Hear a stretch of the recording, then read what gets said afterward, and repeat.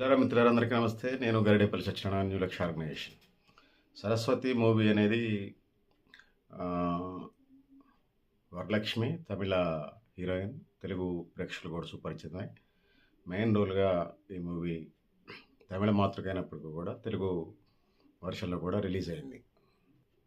తన చిన్నతనంలో తన చిన్నతనంలో 12-13 సంవత్సరాల వయసులో ఆ principal, local MLA, local collector కలిసి తన మీద అత్యాచారం చేసిన దానికి ప్రతీకారంగా తను పెరిగి పెద్ద అయిన తర్వాత తన భర్తతో కలిసి ఎలా రివెంజ్ తీర్చుకుందన్నదే ఈ కథాంశంగా ఉన్నది.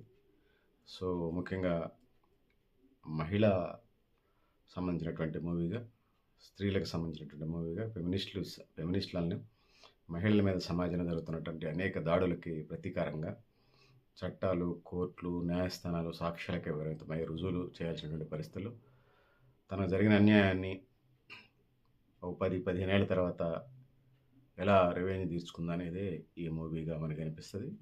సో ఒక సైకాలజికల్ డిజార్డర్ పేరుతోని ఆ బుక్స్ అధ్యయనం చేసి ఆ విధంగా క్రిమినల్స్ని చంపేసి తన మీద అత్యాచారం చేసిన, తనని న్యాయం చేసినటువంటి వాళ్ళని చంపేసి చట్టం నుంచి ఎలా తప్పించుకోవచ్చు అనేది జరుగుతూ ఉన్నది. చట్టాన్ని చేతిలోకి తీసుకోవటం అంటే ఇదే. ఎందుకంటే చట్టం, ధర్మం, న్యాయం తన పని తాను చేయనప్పుడు ముఖ్యంగా బాధితులు ఇట్లా తిరుగుబాటు చేస్తారు.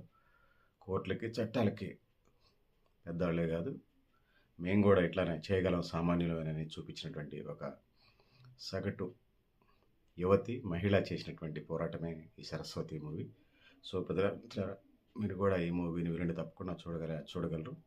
డాక్టర్ పాత్రలో తెలుగు నటి రాధిక, అదేవిధంగా లాయర్ పాత్రలో ప్రకాష్ రాజ్, అదేవిధంగా సైకాట్రిస్ట్ పాత్రలో నాజర్, ఇట్లా మనకి కనపడే హీరోయిన్ వరలక్ష్మి తల్లి పాత్రలో ప్రియమణి తల్లిగా, సో క్యారెక్టర్లో మనకు కనపడతారు. అన్నీ తమిళ మాతృకే కాబట్టి అంత తెలిసిన క్యారెక్టర్ ఆర్టిస్టులే మనకు కనిపిస్తారు. కథకు సంబంధించి ఆడపిల్లకి జరిగిన అన్యాయానికి, తనకు జరిగిన అన్యాయాన్ని ఎలా రివెంజ్ తీర్చుకుంది అనేది ఈ మూవీగా ఉన్నది. వీరుండి తప్పకుండా చూడండి.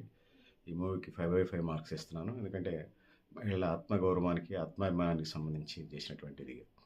తను చట్టాలని, న్యాయాన్ని గౌరవించిన రోజు తనకు న్యాయం జరగలేదు.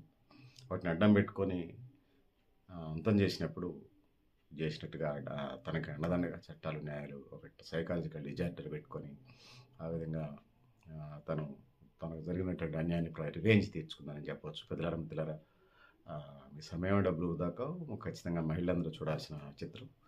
ఆ విధంగా ముందుకెళ్ళాలని తెలియజేసుకుంటూ, మిత్రులారా మీరు కూడా మీ అభిప్రాయాలు కామెంట్ బాక్స్లో తెలియజేస్తూ, నేను గరిడేపల్లి సత్యనారాయణ.